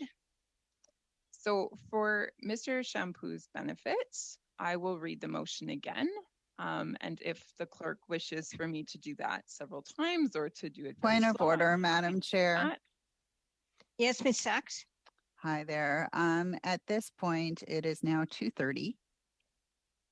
And I would just like to comment how disappointed I am with how this committee meeting is going today. I see an egregious abuse of the speaking order and lists and by Ms. Thomas and other members, rather than getting to the heart of the matter.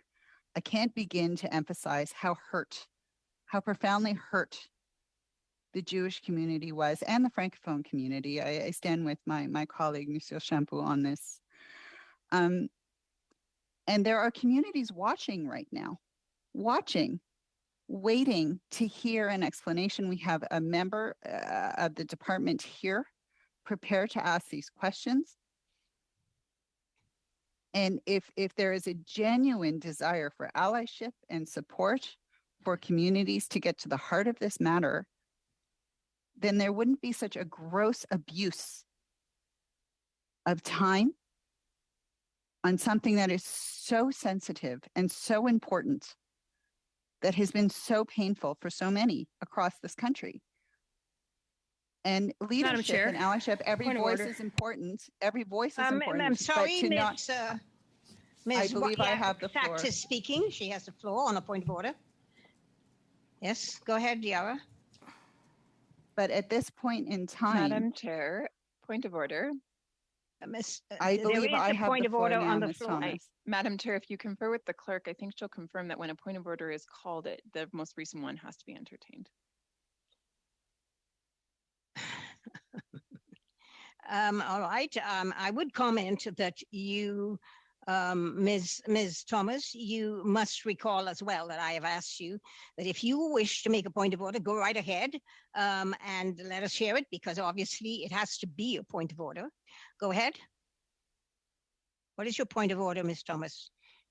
Madam Chair, right now, Ms. Sachs, the member who is speaking, is choosing to use her point of order as an opportunity to filibuster.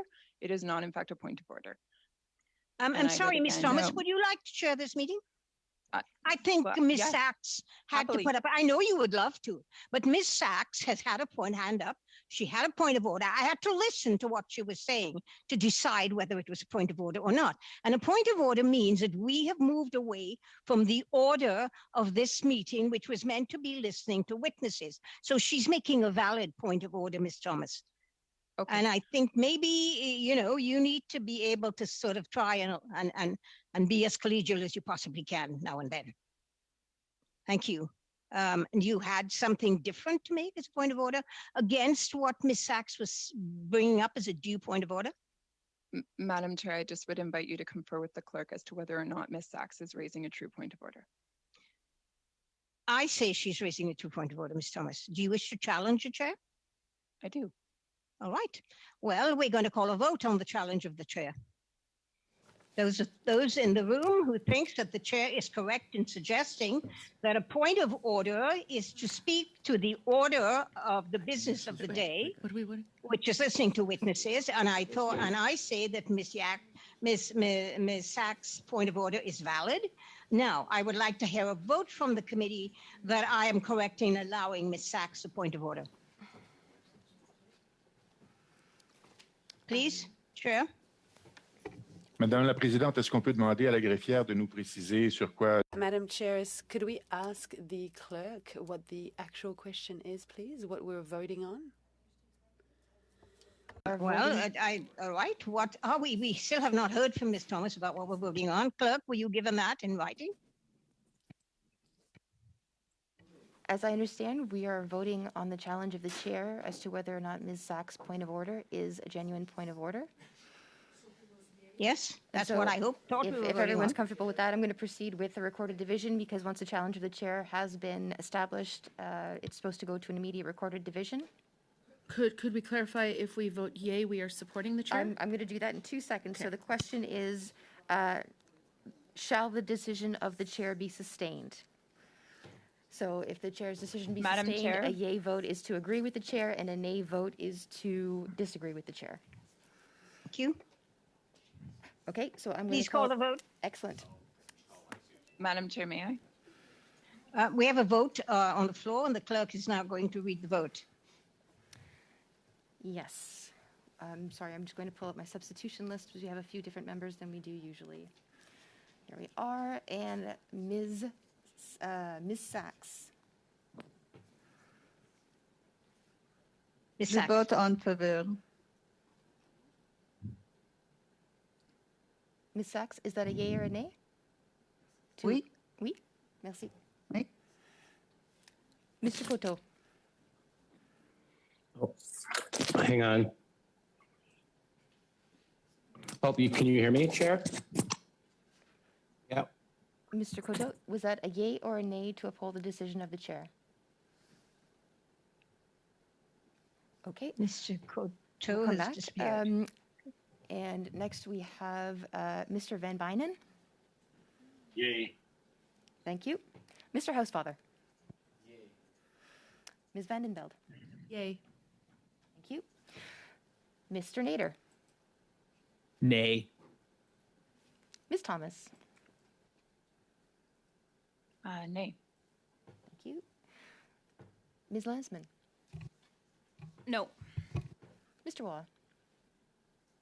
No. Monsieur Champoux. Oui. Mr. Julian. Conservatives have sabotaged this hearing. I vote to sustain the chair. And I'm just looking to see if I see Mr. Coteau come back. 1, 2, 3. 6 yeas, 4 nays. Thank you very much. We shall now continue. Ms. Sachs, had you finished with your point of order? I'm about to be completed. All I wanted to say is, in an effort not to be repetitive, is to simply say that the communities are watching. They waited for this time to have time with the departments, and this has been an egregious abuse by Ms. Thomas and members of the Conservatives to not allow the Jewish community to have the answers that they want to see today, or for the Francophone community for that matter. And I'm profoundly disappointed in such actions. They are selfish and they do not show leadership. Thank you. Thank you, Ms. Sachs. Point of order, Madam Chair. Anthony, sorry, Anthony. Yes, Anthony, go ahead. I just, as somebody who represents the second largest Jewish community in the country, I am just horrified by what is happening, and I just wanted to echo what Ms. Sachs said, and since that was a valid point of order, this would be one too. I'm just so disheartened and so disappointed. I had real questions to ask on behalf of my community to those officials about their due diligence process, and I am really, really disheartened. Thank you, Madam Chair. Thank you, Mr. Housefather. All right, I think we are back to obviously Ms. Thomas having the floor. Madam Chair, I will note for the committee and for public record that I have held the floor in this capacity since moving my motion for a total of 10 minutes speaking time. However, since I moved my motion, 38 minutes have passed, which means that 30 minutes was taken up by colleagues speaking to various points of order that they raised and then used as filibuster opportunities. So as much as my colleagues would like to blame me for taking the majority of this time, it in fact has been others around the table. I simply wish to bring my motion to the floor to move it and to speak to its importance, which I will resume doing now. Now, Ms. Thomas, you were asked to speak, to actually give the clerk your motion. So can you do that, please, clearly in English? Or in whatever language you choose. I move that the Minister of Canadian Heritage be invited to appear before the committee at the earliest date possible regarding the federal funding provided to the Community Media Advocacy Centre by the Department of Canadian Heritage and the Canadian Radio, Television and Telecommunications Commission. Thank you. Did everyone clearly get that? Did the clerk get it, most importantly?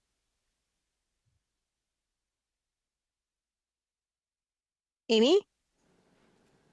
Sorry, it is slightly different from what was sent to me. So I do apologize, Ms. Thomas, to try your patience, but if I could just get you to read it one last time so I can confirm the final version.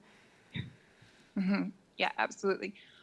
That the Minister of Canadian Heritage be invited to appear before the committee at the earliest date possible regarding the federal funding provided to the Community Media Advocacy Centre by the Department of Canadian Heritage and the Canadian Radio, Television and Telecommunications Commission.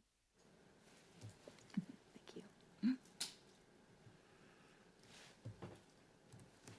You have it, clerk? Yes, thank you very much. Thank you. Now, Ms. Thomas, you have the floor. Thank you, Madam Chair. I think what we're discussing here today is of course the opportunity to bring the minister forward. Now, I share the many sentiments that were put forward by Mr. Housefather and by former MP Michael Levitt, who tweeted this. He said, and I quote, "Looking back on events over the last year with regards to the Maroof affair, I'm utterly disheartened. Taking a stand against anti-Semitism should be a given, and yet so few of my former Liberal colleagues have done so. This truly hurts. Jewish MPs shouldn't be left to call this out alone." End quote.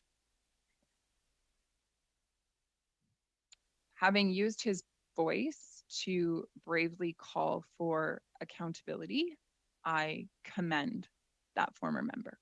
I commend Mr. Housefather as well for the wise and brave words that he also spoke this past summer.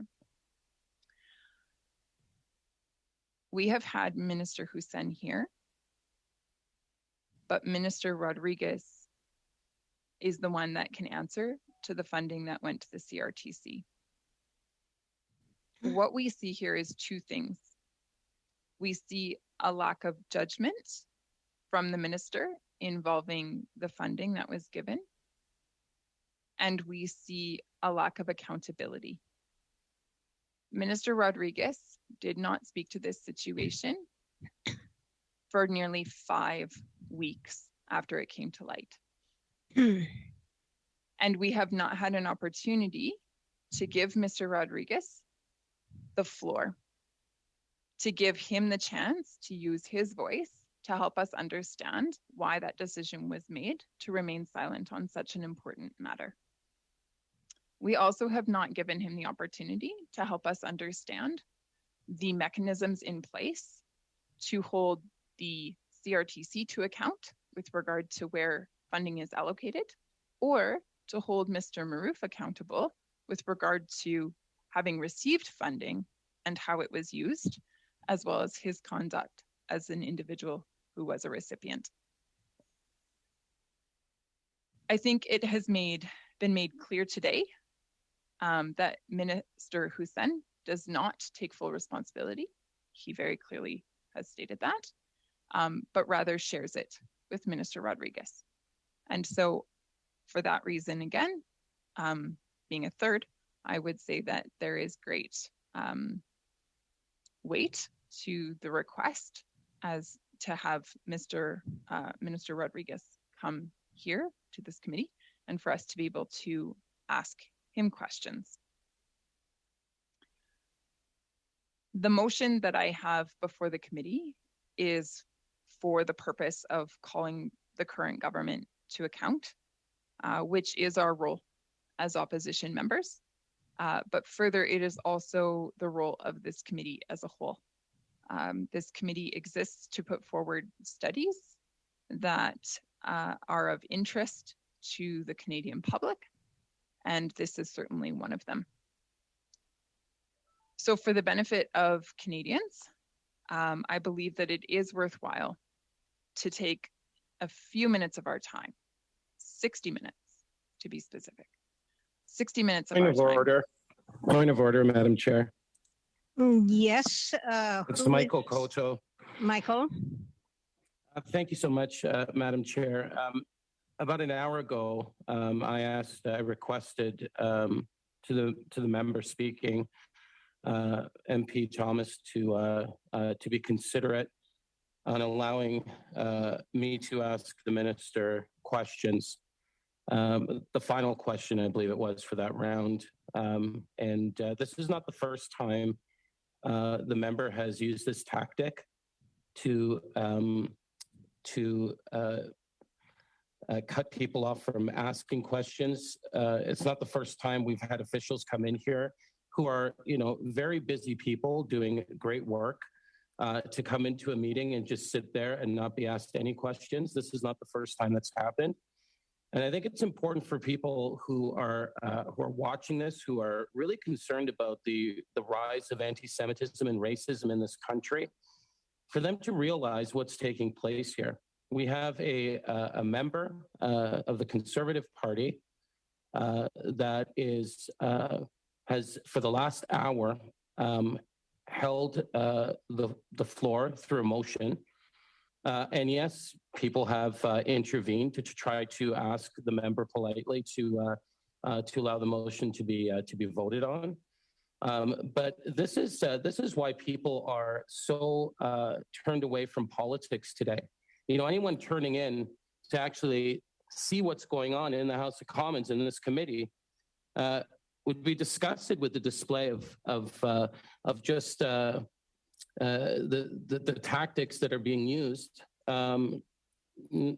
to not allow people, these officials, to come in and explain, what went wrong in the system, how we can improve the system, and how we could work towards eliminating the spread of hate in this country. This is our opportunity as members of Parliament to put in place the right type of protocols to ensure that this doesn't happen again. And let's remember, this program we have in place, a very innovative program that works with organizations across this country to look for ways to fight against hate.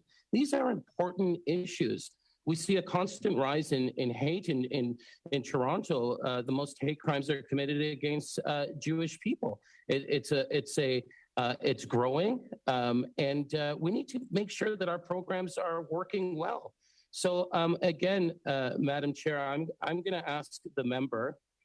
We only have now 12 minutes left, and then it's a hard stop, I believe, at 3 o'clock.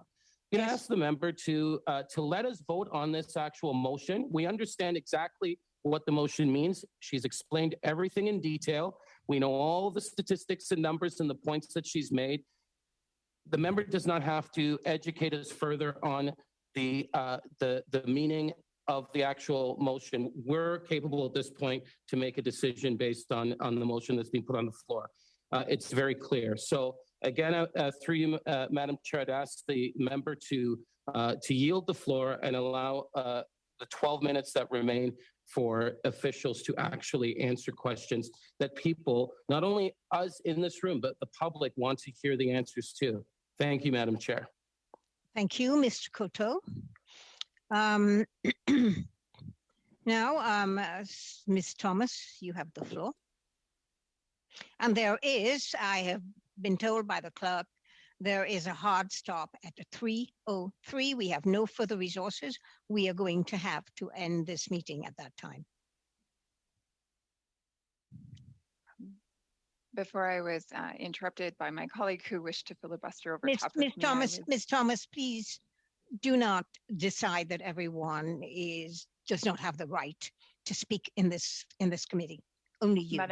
Madam Chair. So please go ahead. You have the floor. Please speak to your motion. Madam Chair, I just would ask, you've asked me to be respectful in my tone and how I appear in this committee, and words were just put in my mouth. I did not accuse my colleague. Ms. Thomas, you have the floor to speak to your motion. Will you please speak to your motion? And I am saying that I was just wrapping up before my colleague interrupted and decided to filibuster over top of me. My comments are simple, and it is this.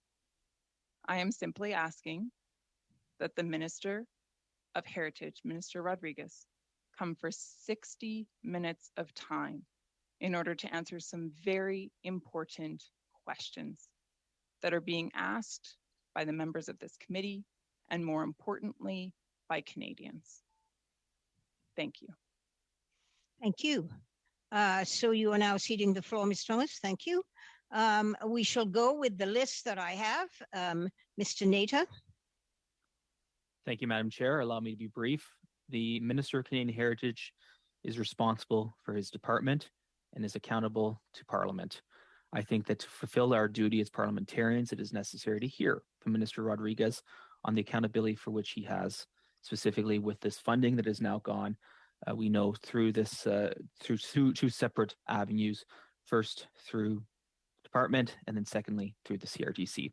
I think it's necessary that we hear from Minister Rodriguez, and as my colleague mentioned, 1 hour is a reasonable length of time to hear from him, particularly, as I might add, as well as I mentioned last week, we have yet to hear from the minister on his mandate letter, which was requested by this committee back in the winter. So I will leave my comments there, Madam Chair. I think it's very clear where we stand on this. It's important to hear from the minister so that we may perform our duty as parliamentarians and to hold the government to account. Thank you, Madam Chair. Thank you, Mr. Nader. And I understand the next person on this list was Ms. Lantzman. Clerk, is that still so? Ms. Lantzman has left the room, Madam Chair.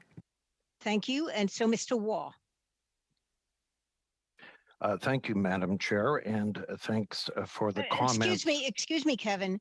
John, is your hand still up, or are you going to take it down? Madam Chair, I think that's a legacy hand. Okay. Mr. Waugh, go ahead. Whatever that is. Well, I had a motion that was defeated maybe a week ago on this same issue. I was concerned, Madam Chair, with the comments made by Minister Hussein today, demanding money to be paid back. And I assume that was the $133,822 that he was talking about. So that tells me the money has not been paid back. And that is a concern to me. Again, they granted this without proper vetting. The minister, as we all know, said that today, that the vetting process has failed and it fell through the cracks. And he wants new enhanced vetting. But one of the big questions I had from listening to the minister here this afternoon was demanding that the money be repaid. It should have been repaid almost instantly at the end of July when this came to the forefront. So I'm very upset about that. I do feel that we do need to hear from the Minister of Canadian Heritage. He has been soft-spoken since day one on this issue. As Minister Hussein said, it came forward July 19th and 20th, and then several weeks later, 5 weeks actually, we have heard very little in August from the Minister of Canadian Heritage. So I would like to have him come to a committee and talk about that. And I would also offer this thought, Madam Chair. Because the CRTC provided funding to CMAC, I think we should also hear from the chair of the CRTC, Ian Scott. Now, I know the chair, Mr. Scott, his term is up. It's been extended until they find a new chair of the CRTC.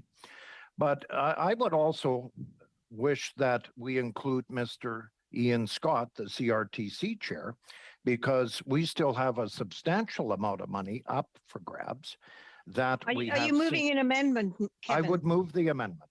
Please move it so that we can deal with the amendment then. Yeah, I would move that not only we see the Minister of Canadian Heritage come to committee, but we also would like the current chair of the CRTC, Mr. Ian Scott, also come before the Committee of Canadian Heritage.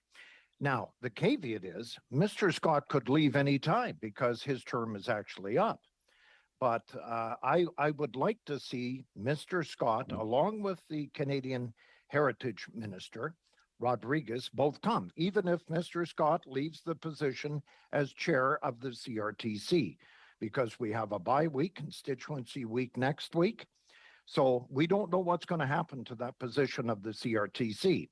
My worry is it gets filled in the next week or so, and then Mr. Scott is, he doesn't need to come. Well, I would like to see him come with the minister because I believe there's a substantial amount of money on the table here since 2016, and we need to hear from Mr. Scott, who was and currently is the chair of the CRTC. So I'd like to make that amendment if I could, Madam Chair. Well, now we have an amendment on the floor. Does anyone in the room wish to speak on the amendment? Mr. Shampoo, your hand is up. I see it first. Unless there's somebody on the floor. Yes, Madam Chair. Yes, on the amendment. Madam Chair. Madam Chair, on the amendment and on the motion. We were all shocked this summer. We were appalled by this. The Jewish community, the Francophone community, and for human dignity, elementary respect in our society. We were all appalled to hear Mr. Marouf's comments this summer and to find out that his organization was funded by the government. We had only one meeting to look into this. We asked to meet Mr. Hussein and his officials. They were here for only one meeting. And what did the Conservatives decide to do? They decided at the second hour of the meeting to table a motion to insist on inviting Minister Rodriguez to come testify. This could have been done at another time. Out of respect for the people who have been following this meeting today, we could have asked our questions to the officials because they have answers to our questions on the process. However, we wasted their time for a whole hour, and we were hoping to get answers to our questions, but that's what we chose to do instead of that. There are 3 minutes before the hard stop today, So I'm asking my colleagues to accelerate on these amendments and the motion because it's shameful, Madam Chair, for the Jewish and Francophone communities who were insulted and who were waiting for explanations today. It is embarrassing. Shampoo, I now have Mr. Julian. Je suis désolé, Madame. I'm sorry, Madam Chair, that this important session, as Mr. Shampoo just said, for the Jewish community, for the Francophone community, that it was sabotaged by the Conservatives. And I don't understand why they did so. It doesn't make sense.